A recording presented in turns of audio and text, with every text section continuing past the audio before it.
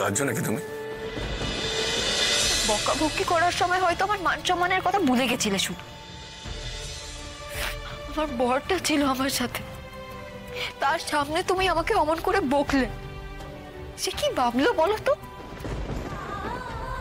ও বাড়িতে যে আমার কোনো সম্মান নেই এই কথাটা তুমি সবচেয়ে বেশি প্রমাণ করে দিয়েছো। লাজু,